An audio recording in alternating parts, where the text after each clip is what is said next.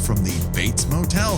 This is the Kill by Kill podcast, where we're dedicated to celebrating the least discussed component of any horror film, the characters. We're going to unpack all the goriest of details of 1983's Psycho 2 in the hopes that a co-conspirator to drive this poor man crazy again, their untimely end, is just the beginning of the jokes that we can make at their expense. And as always, there's only one person I trust, that if I am running that motel kind of sleazy, she'll send me packing and my sexy ashtray with me. The one, the only, Gina Radcliffe. How are you doing today, Gina? Oh, no, I'm keeping that ashtray for myself.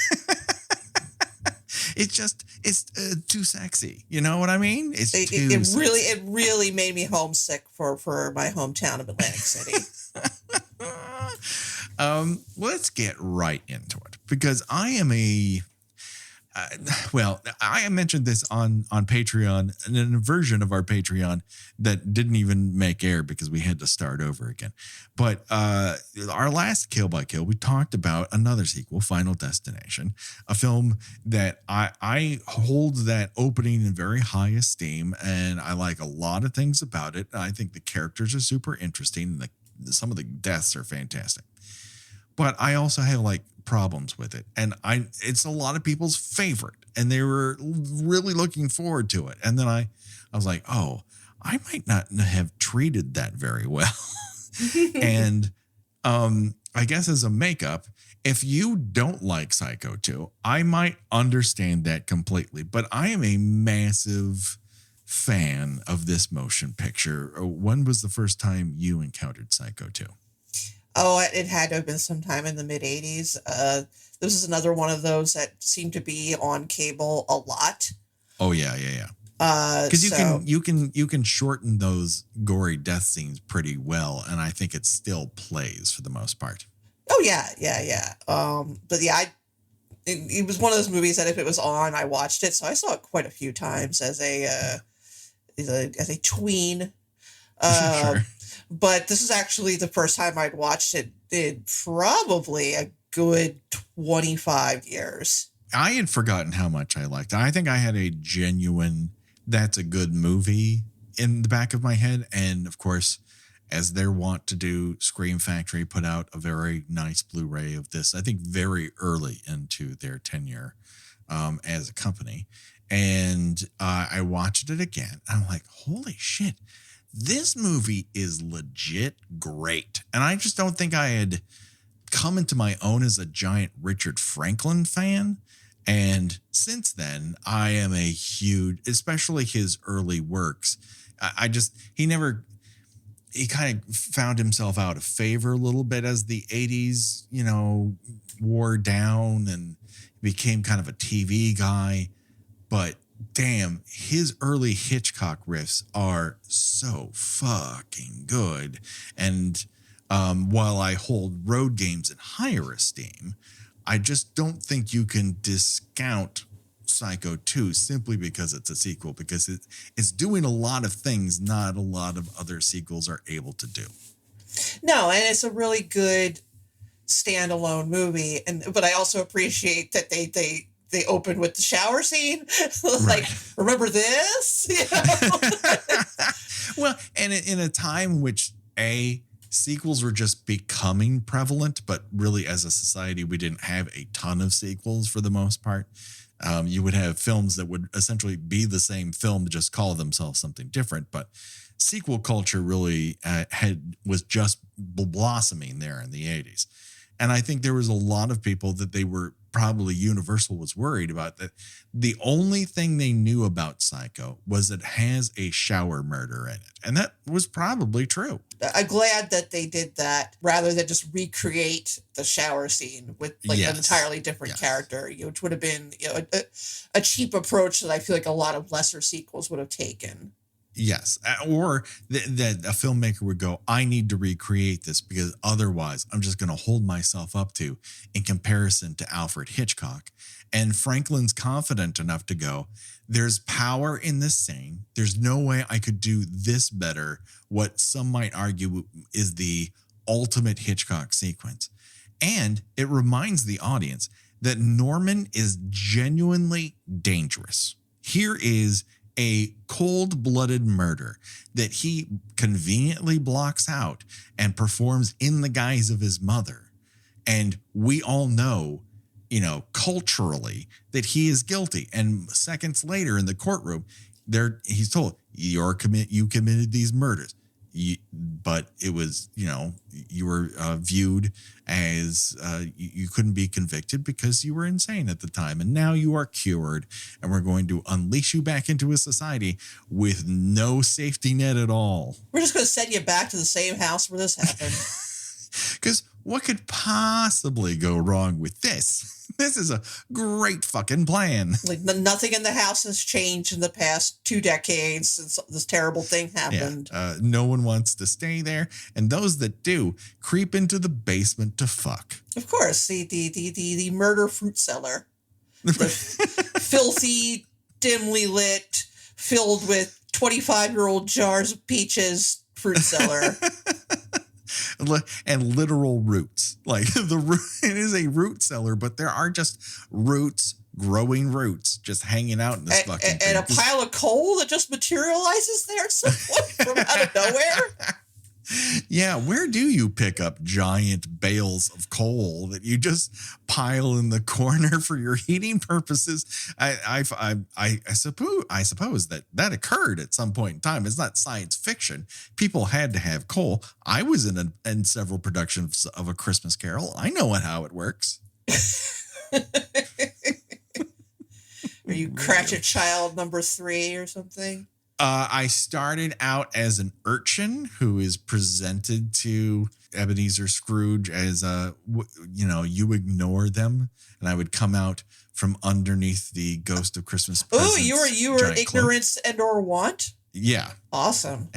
And then I graduated up to Tiny Tim because I was tiny.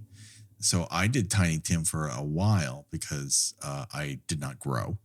And then I graduated from that to the boy who, do you know that turkey in the window, the biggest one they have?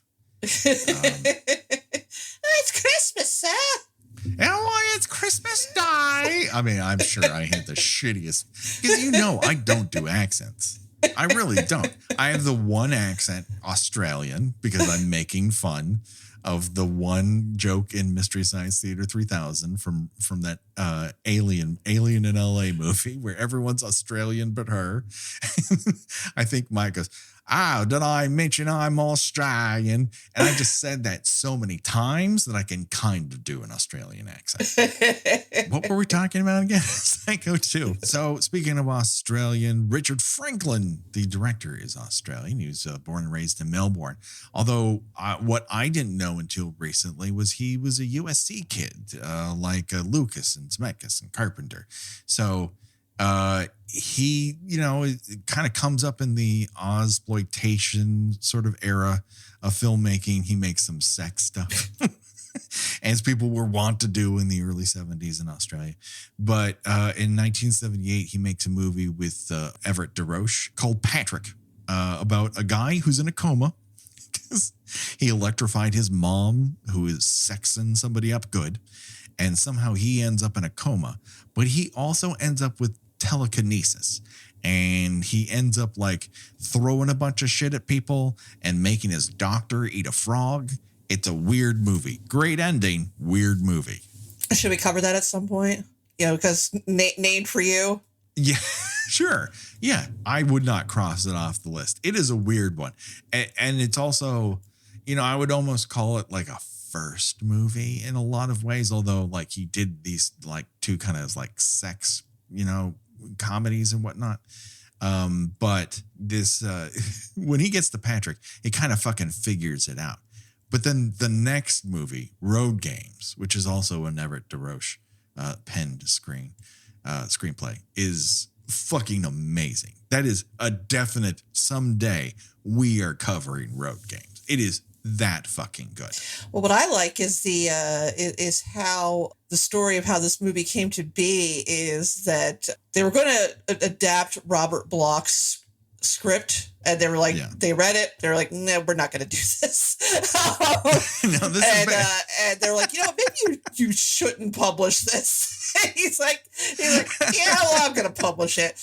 I haven't read it, but there's a synopsis, and basically it opens with Norman killing someone and raping the corpse. So I don't know if you've ever read any of the source material, but Norman in the book isn't like this kind of gentle shy boy. He's like more aggressively dangerous, and he's also like an overweight middle-aged man, and not like this delicate fawn of a 20-year-old. Yes. Yeah, Anthony Perkins does a lot to make Norman Bates, an interesting character in all the iterations that he's in. But in particular in the first Psycho, I mean, I don't think there's I wouldn't say there's not a badly acted role, because I don't think there's a good member of the sheriff's department. I think that whole monologue at the end is kind of fucking weird, but nothing is perfect, but as close to it as it get, you could probably put Psycho there. But I think Block is an idea generator. He's always struck me as a person who has great ideas, and you can take those ideas and do cool things with them in other mediums. Yeah, it's just the third Psycho movie has nothing to do with the third book. It completely diverged from each other. They're ships in the night, basically. And I think they work better as the movies that they are. No shade to Block or fans of those novels. That being said, what I love in particular about Psycho 2 is it takes on the challenge of making Norman kind of the final girl of his own story. It's a tale about how Norman is right, that he is innocent up until the point he isn't. And he just has to, the world needs him to be Norman Bates. And a lot of this movie's like, I don't know, maybe I could be like a fry cook, or maybe I could just run this hotel and not kill people. And the world's like, I don't know, we might need you to kill people. Well, it's not so much the world needs him to kill people. It's that Lila Crane needs him to kill people. Yes. Lila Crane in particular needs him to kill people. And that was another thing that really struck me this time when I watched it. Because she is Karen Prime. I mean, she might be the most Karen of all the Karens, because she's consumed with a legitimate crime that happened, and then a result that she does not like in that trial. And then when it continues and the result that she did not like is allowed to stand, she's like, you know what I'm going to do? If you're not going to, if he's not going to commit crimes, I'm going to try to get him to commit crimes, or maybe commit a few crimes of my own to make him appear like he's committing crimes, or just push him to the point he commits crimes, and then gets really pissed off when the sheriff's department's like, I'm not convinced crimes were committed. She loses her fucking shit. Yeah, it's an interesting approach, because she is the antagonist here, but also her motivation is not. It is understandable to a certain extent. I mean, who's among us, if our loved one was brutally murdered, wouldn't create an elaborate plan to drive crazy again the person who did it once he was sprung from the loony bin. And it's not out of range of her character from the original film, who once her sister goes missing is like, I'm going to track her down. This was the last place she was seen. I'm convinced you have something to do with it. And she doesn't give up. She enters his house. She does all the things that she does in Psycho 2, and she's the hero in that movie. And besides her lunkhead that eventually she marries, apparently gives a birth to a child from, and then he just dies off screen. So it's not like she changes. It's simply that we now know that Norman has worked on himself for 22 years, and you can tell he doesn't want to be that person ever again. And she's like, I don't know. I really need you to be that person again. Otherwise, all this anger doesn't make any sense. It's funny. It's really kind of a miracle that this movie works as well as it does. Because this plan that Lila and her daughter Mary, who's played by Meg Tilly, come up with is so elaborate and involves so much sleight of hand and moving around unnoticed and just this impossible amount of coordination and apparently moving around giant piles of coal and pushing like this old-timey Victorian style furniture, around in a room undetected, finding clothes, putting them in a closet, taking them back out of a closet. And now, one thing I've never been 100% clear on, and I remain unclear, that's Mrs. Spool that's actually killing everybody up to a certain point, right? That's not Correct. Lila. Yes, it is not Lila. Lila, weirdly enough, and I feel this way every single time I watch the movie, where I'm like, she's the person who's being driven to kill, and then I remember, no, there are kills in this that she could not be a part of. It's simply that two conspiracies are happening at the same time. If you were to put the plot of this movie on a mood board and put red string that connects all the dots, the wall would be all red string. It would just look like a beautiful knitting project. But but then you have this third person who is, sneaking around undetected, never crosses paths with these people. And it's definitely one of those things when you think about it long enough, you're like, I don't think that would work. And yet somehow this movie manages to work. Yes. I mean, the doubts you have as the movie's going on of like, I don't think that Lila and Mary could actually pull off this trick is absolutely correct. They can't. And they don't. It just so happens that they have help they're unaware of from Mrs. Spool, aka Mrs. Bates 2.0, and she's killing off a bunch of people that you would think that Lila and Mary are killing off to set up Norman, but the reason they're dying are completely unrelated circumstances. But the same motivations, it's wild, but it fucking works. Yeah, it shouldn't, but it does. Yes, I wholeheartedly agree. And when we're talking about Lila and Mary, we really, we texted a little bit about this, but we really need to discuss what is at the core. The thing about this movie that is the hardest for me to kind of get behind, and that is Mary's turn from, okay, Mom, I'll set up this guy who murdered your sister and I'll set him up so that he goes back into the home for the criminally insane again. I'm 100% on board with that. She meets up with him, stays over one night, is very concerned about it. And when he doesn't immediately kill her, she's like, I don't know, kind of like him. Might lie to the police about it. Might cover for him when he could legitimately have killed these people that the police are talking to him about. And she's like, I don't know. Don't think he did it. She makes a real snap judgment. Yeah.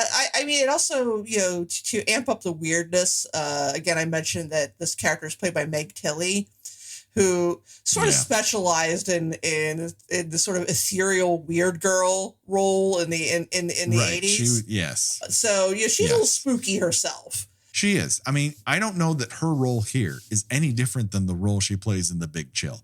You cast her because she did this kind of character. And at one point is like mothering him when he has been menacing her in her sleep with a knife, and she wakes up like, Norman, you're not going to stab me. Come on. Sit down and chill out. And he like kind of listens to her, but kind of doesn't. And then she's like, come, rest your head, your troubled head on my bosoms. This will help. Like you smell good. It's like, what do I smell like? Toasted cheese sandwiches. Oh my God. It's so hot. I mean, when you say that, I get wet. That's the thing. And the thing is, I don't have the mechanics to do that, but I guess it's happening anyways. Yeah, it's not as overtly romantic as in Psycho 3, where he meets up with another kind of spooky chick. But, there it is definitely more set up to be a romance. But here it's kind of verging onto that. There. I mean, I think they're playing around with the idea of a woman presenting to him to actually be sympathetic to his cause. A very antithetical relationship to obviously his mother. Or it might remind him a little bit of Marion to a certain degree, who was wary, sympathetic, not immediately thinking this is a guy who will murder me in the shower. Otherwise, she probably would have left.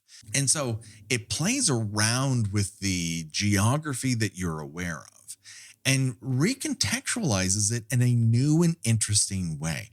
And I find her character fascinating, but I also just have to wonder, I mean, he is the ultimate bad boy in that, according to his mother, he was a bad boy. I mean, we all like those dangerous fellows. He is legit dangerous. Like, he doesn't need a leather jacket and a raccoon tail to hang on to the tail of his car, like in a Stephen King novel. He's a regular straight up bad boy, the one who has 7 corpses in his rear view mirror and just 22 years of simple therapy to help him get through it. And for a series of reasons, she doesn't like what her mom's doing. Ultimately, she feels this guy's being picked on. Anthony Perkins isn't hard to look at, but he's also, and in the right t-shirt, his biceps look fucking hot. Can we say that? Yeah, he looks good. He looks great for his, he had to have been in his 40s at this point, if not verging on 50, possibly. But I would probably peg him in his 40s. And he looks pretty good. I mean, everyone is dressed in the baggiest fucking version of clothes because it's 1983. But when he's just painting in a t-shirt and you see that, he's tanned, he's ready to go, and you're like, damn, you're kind of like a snack. But also, the 7 corpses in the rear view, I can't look past it. Yeah, also, he's very sweaty, constantly stammering. Yes. Now, I get that because when I'm very, very anxious, I do tend to develop a stutter, but I'm not usually sweating at the same time. It's a real 1-2 punch. Now, I realize they look like they're in is it like needles? That's like a desert area in California, right? Yeah, I mean, they've always kind of cast it as somewhere between Arizona, which is where Marion steals the Phoenix, money, in California. But it's also the part of Arizona or California that has a convenient swamp. That's a new one. Yeah, because I mean the Bates house looks like just right out in the middle of like desert scrubland. Yes, and the thing is it isn't. This is one of the things I truly love about it is its transformation of the universal backlot, something I hold near and dear to my heart because I grew up here in Southern California. I was a Universal tour guide. I've told the story about how I drove past the Psycho house in the middle of the night on a golf cart. It scared myself fucking silly.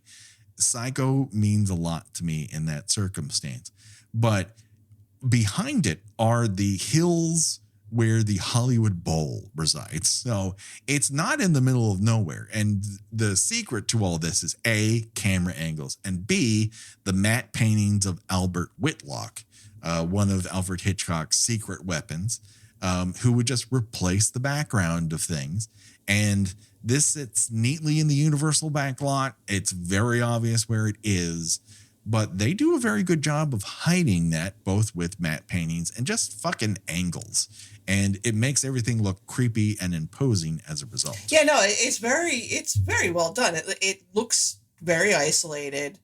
Mr. Toomey has a good point. Yeah, I can't imagine why anybody would stay there unless they wanted to engage in illicit drug use and sex. Yes, but also, what about that root cellar makes you want to get it on? Like, we have seen people get horny for all sorts of weird reasons, but my mind is always cast back to student bodies in which no matter what circumstance they find themselves in, whether it's inside a parade float or underneath the bleachers with all the trash falling on them, it always makes them horny. And here, the world's oldest teenagers outside of Dick Clark crawl into a small window, unroll a bedroll on that's already there. That suggests that they have this little setup. This is where they had their rendezvous. How many people have fucked on that dusty bedroll? Like this is like make out point. This is for what was the place in Happy Days, Inspiration Point, that they would go to? This is the teen makeout spot. This root cellar. The inspiration I have for intercourse is where Norman Bates housed the skeletal remains of the mother he poisoned. This root cellar where a desiccated corpse was found. Quick, let's get the worst weed we can find that's been in the ankle of my sock. Light that bad boy up, and I'll feel you up for half an hour. Like, what good sex happened in that basement? It's just like how depressing is this town? This is where the teens go. When did you, like, I don't mean to be forward, but, what was your first time? Well, I was in college. What was your first time? Well, I was in the basement of a serial killer where he used to house the mom he poisoned. Anyways, I got super high and I fucked on a dusty bedroll. Just surrounded by jars of 25-year-old fruit and vegetables. It smelled of coal. God, and imagine Jimmy. how damp that smelled. The spiders alone just don't, like, there have to be, you're conveniently located near a swamp. You can't tell me there isn't a turnoff near the swamp. If you can dispose of multiple bodies in that swamp, you can probably fuck in the back seat without being disturbed. Yeah, I mean, there's got to be a better way, children. There's got to be a better way.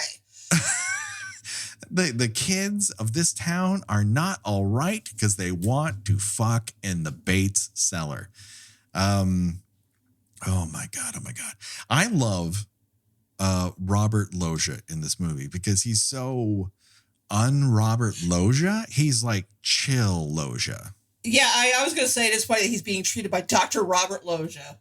One of the things I like about what Robert Loggia is doing in this particular movie is he's kind of fulfilling the role of Martin Balsam from the original movie, even though he's not a detective. He's just this semi-grizzled individual who can smell that something's rotten. And he's not quite sure what it is necessarily, but he's also invested to the point where he's not going to give up. And for him, he's genuinely invested in the sanity of Norman. Like, he's playing a guy who actually cares. Like, someone else should be doing this job. And he's like, no, I need to make, we fought long and hard for this guy to find peace in his life, and I'm not going to give up on him. And it's very endearing, his character. And I don't think Loggia got a ton of opportunities to play endearing. Yeah, no, if you've seen Robert Loggia, you'll probably, and if this is the first time watch for you, you'll probably think, oh, he's in on this somehow. and he isn't. Yes. He's a good person who cares about Norman, and unfortunately ends up getting him killed. Yeah, it's a very interesting, archetype that he's put up in, because he's genuinely trying to find the truth, not so much for him, but just to make sure this guy who's fought long and hard to find some semblance of peace, and he can tell, like, I don't know, he's his sanity may be tipping, but someone or someones are pushing him, and I'm going to fucking figure out who it is. And of course, your, cause celeb, the person once you see, you go, that person definitely has to be in on it, is the one, the only Dennis Franz. The Franzinator, who ended up in this shitty California desert town by way of Queens. It just brought a lot of Queen's energy with him. He's been exiled with an 8-ball of cocaine to the farthest reaches of this Arizona, California border town. And he's like, I'm still going to wear that shitty polyester shirt and just sell drugs to people who want to fuck in the motel. And this is working out great for me, y'all. Yeah, until the owner of the house gets out of the loony bin. And it just pretty much just ruins his racket. And so you can understand why he's angry, because you're messing with his money. But the way he goes, like he knew how to play repugnant very, very well. Although I've never heard that he himself was repugnant. So he just must have had that well within him that he would not, use in real life, but found many opportunities to relish on screen. Right. But yeah, no, he plays an excellent scumbag. Whereas Perkins is playing Norman Bates like he's like filled to the brim with rats that are high on crack. Every part of him is bouncing in a different direction when he's supposed to be standing still.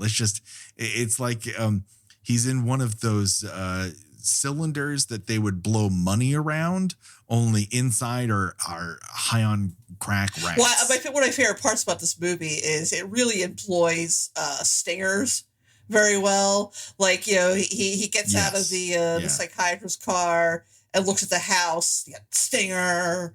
He opens a cabinet. He's like the container that that's what he held the poison in that he killed his mother with. The poison stinger. For his mom, yeah. He opens a drawer. There's like a giant fucking knife sitting in there. Stinger. It's like the rest of the drawer is just absolutely it might as well be made of rust. And there's one clean like casually knife tossed just in there. Out, and he's like, well. It's just, and speaking of, like, one of my favorite line readings is Perkins saying, I forgot to bring any cutlery. Like, he's halfway to New York City. Yeah, they hire him to work at a diner, which may not be the best job for someone of his delicate state. Because I don't know if you've ever done restaurant work. One of the most tense scenes in the whole movie is him cutting lettuce while not paying attention. I'm like, your fucking fingers are down there. Please pay attention to whether you're using that knife. You're freaking me the fuck out. Yeah, I was gonna say you're gonna lose a thumb. Or you're going to lose somebody else's thumb. And then when he does get distracted by the quote unquote note from his mother, who I guess, is that a real mother note, or is that a Lila and Mary note? It has to be a Lila Mary note. I think it's a Lila Mary note. But when he gets distracted by it and he knocks into the short, the cook, and grease flies out of it like a small pilot whale has been swimming in that grease. And then the guy's like, "Ooh, ouchie, my forearms." He's pretty chill about it later. He's like, "Yeah, Norman, why don't you take the rest of the day off?" Yeah, I don't know. He probably gets sprayed with grease like 5 times a day. That's the impression I get. Where he's like, his arms are just covered in like scar and like grease fire scars. Yeah, this is nothing. Yeah. Meanwhile, when the explosion happens, it's like Free Willy jumped from one side of the grill into the fry trap, and it's like, wow, that's a big splash.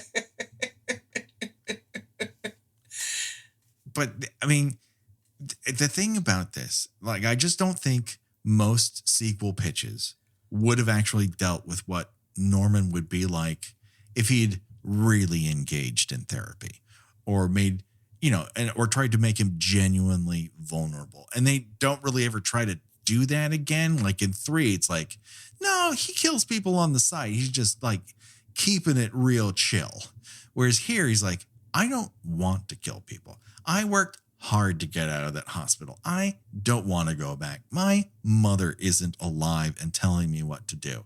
He's essentially playing both the Marion guilt element of the first film and the Norman role at the same time, fully aware of his, culpability in having, been a one-man murder spree, and then like scared to death that he might do the same thing again. The mystery this time is not so much a whodunit, but a could I be doing it with a person who we know can very easily be led by his own mind to do things that he doesn't want to do. It's a little bit of a tragedy, which is something you don't see in this genre much, where like if people had just left him the fuck alone, none of this would have happened. Right. If he'd gone back to he probably never would have made a great fight. Right. If he just had been allowed to run his shabby little motel and without people trying to continue to make him pay for what he did, things probably would have been okay. One of the things that is in the trailer, I remember from being a youth and seeing the trailer for this while I was in line for the Universal Studios Backlot Tram Tour, is Mary reading Jack Henry Abbott's In the Belly of the Beast in bed. And obviously your mind immediately goes, oh, because she's inside the quote unquote psycho house with Norman Bates. She's in the belly of the beast. But also, I can't see that book without thinking about the SNL sketch that lampoons it with Eddie Murphy. Kill my landlord. C-I-L-L, my landlord. Dead. Great sketch. Fantastic work. We are very old. I was just watching the synchronized swimming sketch the other day. Oh, that's good stuff. I think everyone picks their roles very, very well. And that goes for, everyone kind of across the board. Because I think Vera Miles is really good in this motion picture. Like, she is doing exactly what she wants to do. Like, you can hear Richard Franklin talk about her, like, on special features. He's like, she was a dynamo. She delivered every time she was on set. Everything we asked her to do, she did that +2. She was just that fucking good at her job. And I think she relished the opportunity to flip it from I'm the, white hat cowboy swinging into town to find the murderer of my sister to I'm going to make sure that this fragile man goes back to the loony hatch. But I think that she thinks that she, that she's the hero in this story. And again, that's, what makes it an interesting approach to an antagonist in this. She is the hero of her own story. It's like she tries to tell everybody, like, this guy is going to kill again. And she's right. But she wouldn't be right if she laid the fuck off. Right. I mean, I have to wonder, the whole premise of this plan that she and Mary, her daughter, have is, we're gonna just harass him until he loses his mind, has to go. It's like, yeah, but that could lead to someone's death. Are you okay with that? And it seems like they kind of are. I think they kind of are. It's collateral damage for her to be able to prove a point. She just needs to be right because she was right that one time.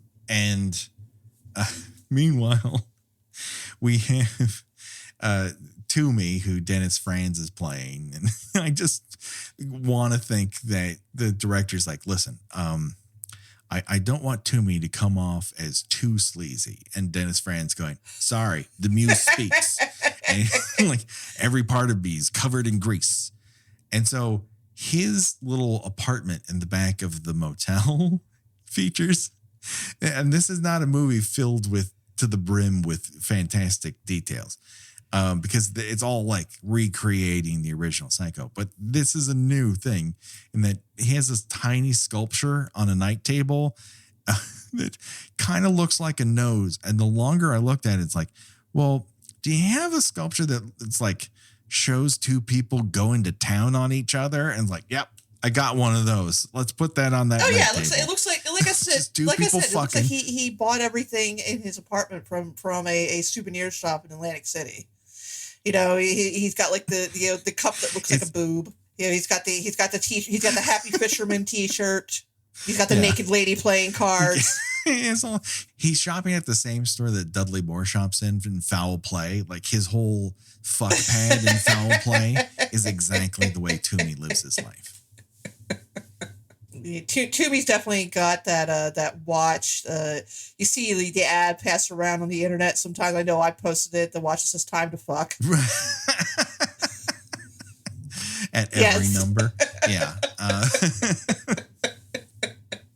The Coke spoon medallion around his neck. But really wouldn't get any action unless he knew the guy in town who has the good meth. Exactly. You know, that's how he gets laid. Yeah. And then we have Sheriff Hunt, who doesn't play a huge role here. I'm not sure that actor actually repeated from Psycho or they're, just recasting a little bit or whatnot. But the shark from Jaws eats with less veracity than Sheriff Hunt. Hey, you have to admit, that's a good looking sandwich. It looks like he had a little salami in there. It's a great looking sandwich. A little salami, maybe a little ham. That looked good. Sticking out the sides, got a pull top Pepsi going on with it. Yeah. I mean, you wouldn't turn that down if you found out in your lunch bag, would you? No, I probably not. It looks like a very fatty processed meat. I mean, it's right up my alley. And as the movie goes on and Norman's sanity continues to slip, every time he goes a little bit crazier, the camera goes a little bit crazier. It finds the weirdest place in a room to go and just goes there. At one point, it just rises above him while he's talking on the phone to look at Mary until it hits the arch between the entryway and the living room. It's like, we don't have anywhere else to go. We're that crazy. Yeah, there's a couple really good shots. Like it's a split second, but you get a little bit of the split diopter, which I love. I love the split diopter. I love it when it's used correctly. And yes. If you go back to our episode on Color of Night, which I implore, that's a personal favorite of mine. They resort to the split diopter a lot and never use it correctly. Yes, they do. Yes. That film desperately wants to be De Palma and, whiffs on that a lot. To I think a fun degree. Like it's just out of control. It's a crazy clown car of ideas that is very entertaining to watch it go from point A to point B. Whereas here, it's not that Franklin wants to be Hitchcock, although he is a big Hitchcock devotee, and certainly Road Games plays out that way. But it's that he wants to do the same thing with the subjective eye of the camera that Hitchcock did, which is tell you that things have changed within the characters, not just with how they act, but how the camera interacts with them. I mean, he's a director who knows how to manipulate an audience. And I think there were a lot of reviewers at the time who just couldn't get out of their fucking way. They were going like, he's too much of a Hitchcock devotee, which is what they aimed at De Palma all the time, just ignoring what he brought to the table. And secondly, they're ignoring how deftly, they're like, oh, Hitchcock would never do gore. And it's like, fuck you. He would have loved gore. Now, he probably wouldn't have put a lot of hatchets to the face, but he loved gore. Like, you read what he wanted to do with Frenzy, and it is gore, gore, gore. Yeah, I mean, Frenzy, you have a very long sequence of somebody getting choked to death. And to me, that's more disturbing than, someone getting stabbed a couple times and then blood pours out. Right. I mean, Rope is another one where the point of that movie is people are hard to strangle. Yeah. if there's a moral to that story, it's strangling someone takes a long time. And, whereas The Birds is full of aftermath of that person was pecked to death. That person lost both their juicy eyes to these delightful birds. Like, how you can sit there at your typewriter and go, Alfred Hitchcock sure did hate gore. Like, no, he didn't. If he had the ability to do the shit that they pulled off in Friday the 13th, he would have found a way to do it that would have been more mean to blondes. I was going to say that I appreciate any movie that, whether it's a horror movie or a murder mystery or something that has the guts to show that it's actually kind of difficult to kill someone. And then, it takes a while for people to die, and I think that I think that Hitchcock kind of really dug into that, a lot of it. So yeah, and this movie, yes, the kills are pretty gruesome, but they're relatively bloodless, which is surprising to me. Like, the bloodiest it gets is when, for whatever reason, like, all of his plumbing backs up and blood starts pouring out of it, and apparently that's not a hallucination. No, it's not. Which is a weird moment. Someone but stuffed a blood-soaked towel down the toilet and thought, "This is the perfect crime." Like, I'll be honest with you, the only one who's worse at crime is Donald Trump. Like, he is the worst criminal, and right above that is Mrs. Bates 2.0. She's just really terrible at this, and as a result, it just fucks up Lila and Mary's plan completely. And you're right, there's not a ton of blood. Like, even the Lila murder, which is a great shot of that knife going through her mouth, through the back of her throat, is in shadow. Well, I do love that the special effects are not super great in this. My favorite part is, I realize for the time they're pretty good, but I couldn't help but notice that the scene where Toomey is murdered, you have Dennis Franz kind of I guess he's leaving and he's packing his suitcase. And he notices someone sneaking in the room, and he stands up, got a big old lump of putty almost out of his face. Oh yeah. No, he looks like he's halfway through a transformation into a Ferengi. Yeah. I was gonna say it looks like he's suddenly developed like a tooth infection. I mean, he's halfway to a scanner's kill when he stands up. It's not the best. It's not the best. Whereas the Lila corpse that's sitting in the coal, I think that looks fucking amazing. Yeah, that's pretty good. I think Lila's death looks amazing. I also like the kill in the fruit cellar. When you have Mrs. Bates 2.0 coming at the kid, she kind of looks like she's kind of being pushed on roller skates towards him. It does make you think maybe the corpse has stood up and is just a skeleton that's being supported by a ghost, like straight out of the original House on Haunted Hill sort of skeleton, exactly. That sort of thing. Yeah. She does not look like she's running at him. It would be cool if she was on rollerblades and that's how she killed people. I was going to say that's how she rollerblading killer. And that's how she doesn't get caught by Mary or Mrs. Loomis for the longest time. That's right. Every time she kills somebody, then she's out the back door doing just the most extreme downhill rollerblading you've ever seen in your life. Smell you later, suckers. I mean, someone spliced this together, combine this and Rad. We have the technology. We could do this. Gleam the Cube of Psycho 2. It's a great double feature. Just fuck the double feature and combine them as motion pictures. Yeah, I love that dirty basement peanut. That dirty peanut basement, rather. It's really grody down there. It is. It's horrible. Those two teenagers are so fucking old. You're trying to, here's the deal.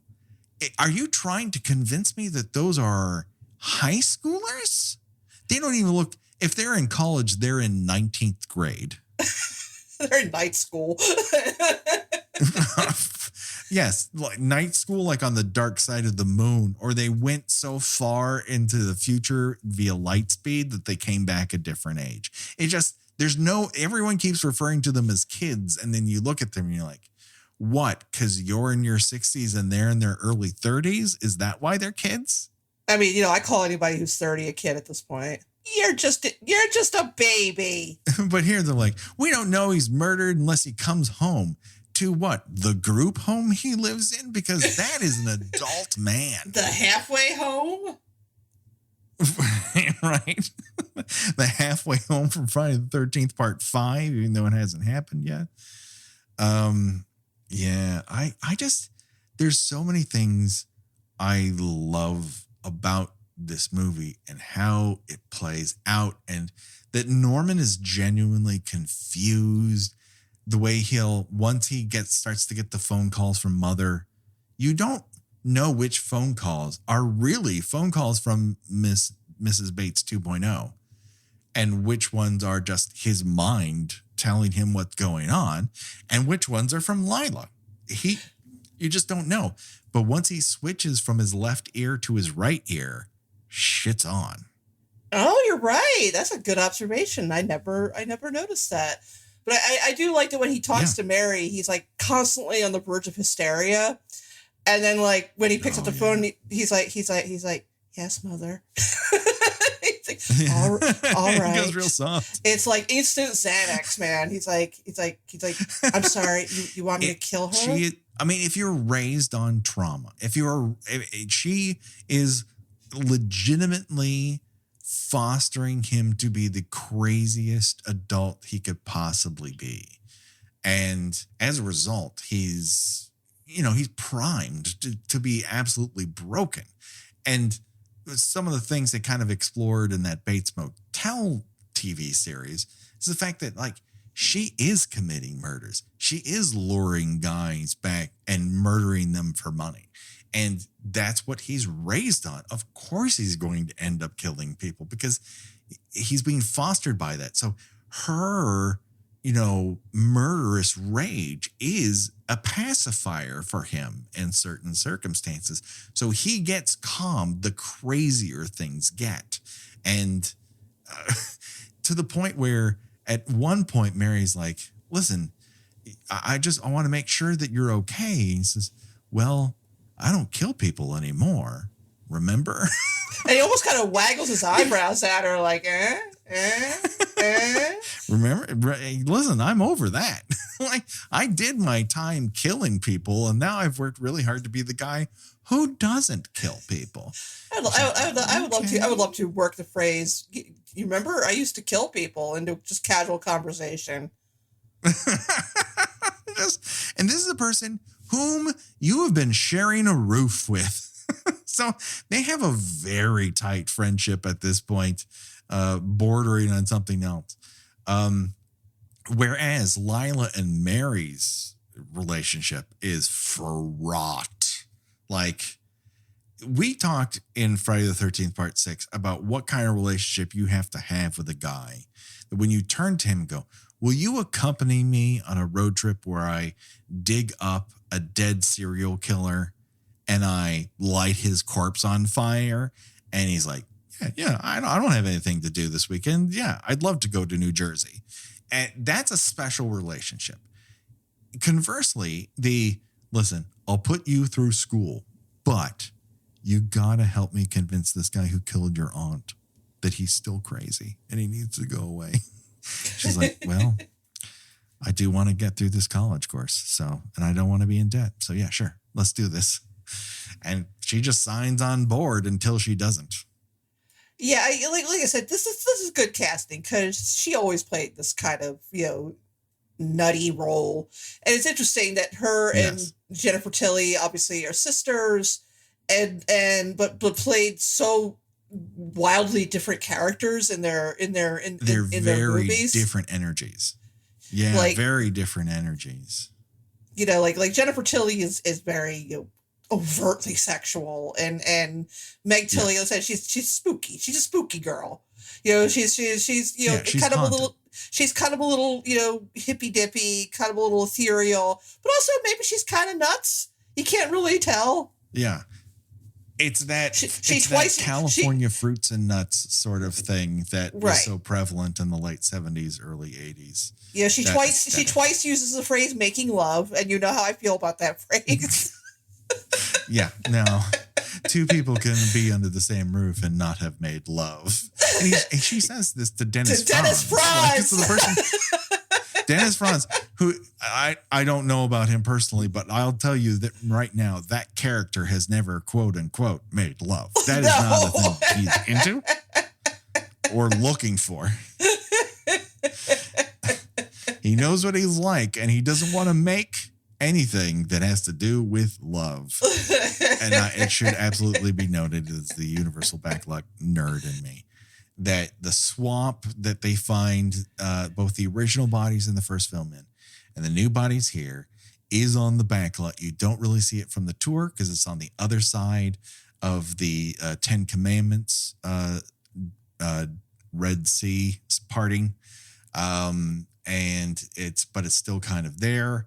And then the place where the cops, the sheriff's station is Courthouse Square from Back to the Future. So I just have to blurt out these things. It's court mandated as the former tour guide. Yeah, that's Norman's preferred murder swamp of choice because he uses it again in... Well, I guess technically he doesn't use it in this one because again, it's Mrs. Spool, presumably. Right, it runs in the family though. But he does use it. He does go back to it in the third movie, which is not nearly as good as this one. No, it's more of a, and I have not watched it in a while, but I remember it being struck as this is like if you tried to force Vertigo into Psycho for some particular reason. Like, I want to make a sequel to both movies at the same time. And you're like, okay. And Diana Scarwid is always a interesting actress. I am never quite sure if I like what she's doing or dislike what she's doing. She's another one that's got that spooky energy. Yes, but also, but on the upside, you also get to see Jeff Fahey beaten to death with a guitar. And Fahey has fantastic hair in that motion picture. He is drop dead gorgeous, completely sleazy, and has the most Mallory's boyfriend from Family Ties hair you've ever seen in your life. And then at the end of this, you have Robert Loggia stabbed by Mary accidentally. He falls off the banister, hits another banister on the way down, sinking the knife in, like adding insult to injury. That would happen to me. And then Mary picks up the knife and starts gently stabbing Norman. And he's like, I need to help you, mother. And she's like, stay away. Poking at you. I forgot about that. He stabbed one person. I forgot about that shot where he grabs a knife and she pulls it like through his hands, and I'm like, ooh. Yeah, and I think that's the most bloody violence you really see with blood involved is like, we can take it out on Norman Bates because, you came here to see him murder people and he doesn't until the very end in which Mrs. Bates 2.0 shows up and says, I would have loved to have been your mother, but I was in an institution. By the time I got out, you were in. You know how it goes. So now when you got out and I saw how people were treating you, I had to stab them through the face. You know how it is. And Norman's like, yeah, I do. And then he just clubs her on the back of the head with a shovel that he happens to have in his kitchen because he was feeding coal to his furnace and then just brought it up so he could have a toasted cheese sandwich. Can I tell you? I know. Cold-blooded murders her. I know that we talked about this when we did a guest spot on Waiting to Exhale. This has the honor of being my all-time favorite horror movie kill. I don't hate that. I love it so much. It's just that thwack. I'm just like, he's like, well, gotta kill her. Plonk. I love how calm he is. What's that? That meme. In my lane, moisturized, unbothered. Yeah. It's like, yes. He's all of those things. He's not sweating. He's not stammering. He's totally chill. Just, whistling to himself, putting her back where she belongs. She's like, bah, bah, bah, bah, bah, open the motel. And he's like, all right, Mom. And everything is in its place once more. Just a needle finding its groove. And he just like, this is where I need to be. You know what? I had my time worrying about this. And I'm going to stop worrying and just be this person and maybe try not to get caught this time. And it's, I love it. I love how the camera starts to float up again. That's another, Franklin kind of finds this energy within the motion picture. Just like the camera just starts to rise as people get crazier and crazier. It's like it's like he symbolized that their brain is floating away from them. Goodbye. Sanity is waving bye-bye. Yeah. I mean, I really think that's a part of this. Whoops among us in the past 2.5 years has not felt like their brains are floating away. It's very, very true. I think this is a legit, fun, great motion picture. It's an underrated. It is a truly underrated original. Come on. It's a truly underrated sequel. And no matter how highly you rate it, I think it is underrated because the scale of how high the original is in terms of skill level, in terms of cultural impact, even within Hitchcock's own filmography, it is up there of what you could honestly be described as a master of the cinematic arts. So when you're taking that on, you had better come correct. And while there are parts of this that feel ludicrous in the moment, at the end, you're like, they were ludicrous. These ludicrous things were both happening at the same time. And it just turned out in Crazy's favor because it's Psycho 2. It's Psycho 2, T-O-O. Psycho, 2 is the way it goes. And so before we go, of course, we have to play America's favorite game show it is unaware of for the most part. And that's Choose Your Own Deathventure, where we decide of the deaths presented in this film, if we were forced to die in one of those ways, well, which one would we choose and why? Up for bid, we, of course, have the death from the original Psycho, but I'm pretty confident neither of us is going to choose that one. So let's start with slice through the face while you're halfway in between having your face transferred onto newspaper with some silly putty, I guess. Stabbed to death in a dirty peanut basement. Knife down the gullet and through the back of your neck. Then stuffed into some coal. Stabbed in the heart with the assist of gravity and stairs, shot to death by the police because, of course, the police shoot the wrong person. Why change now? Or be poisoned by tea and take a shovel to the head. Gina, I choose you to go first. I mean, I've got to take what I love, and what I love is people getting beamed in the head with a shovel, bonked with that crazy hollow shovel sound and just take like a header into the plate that should have housed a toasted cheese sandwich. When I die, I want to involve a sound effect like I'm in a fucking Looney Tunes cartoon. Either a sproing or a bonk or a thud, just something like that. Mm-hmm.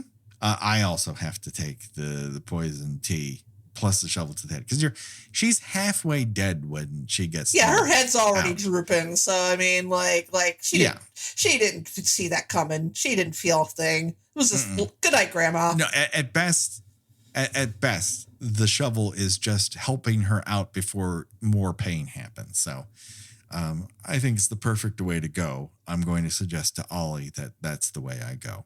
Just hopefully he can make my dreams come true. He's got to work in that upper body strength because that was a hell of a swing that Norman took. Great form on that shovel swing. All of our art is done by Josh Hollis and our music by Revenge Body. Go to revengebodymemphis.bandcamp for all of our main themes and our remixes. Great stuff there. Gina, where can people find you on these here internets? I write about movies and television at thespool.net. By the time this goes up, hopefully, screeners permitting, I will have covered the remake of Goodnight Mommy. God help us all. Pinocchio. God help us all. And my best friend's exorcism, which I am actually looking forward to. And I am on Twitter under Gina Does Things. Do it today, people. Check it out. Of course, you can find us on Patreon and help support the podcast. We have plenty of fun things to check out there, including us talking about the most recent Halloween movies. We've already talked about Halloween 2018, which I rediscovered my love for and ended up walking away from it going, maybe I love Halloween movies. That was an interesting journey for me. And next up, another interesting journey being Halloween Kills, a movie we both thought was not as good as 2018. So will it rise like 2018 did in my estimation, or will it fall even farther? We'll have to wait and find out. And of course, you can find us on all the socials. Rate and review us on iTunes or your podcatcher of choice to help us be seen and heard by more people. And that just about does it, but don't worry, folks.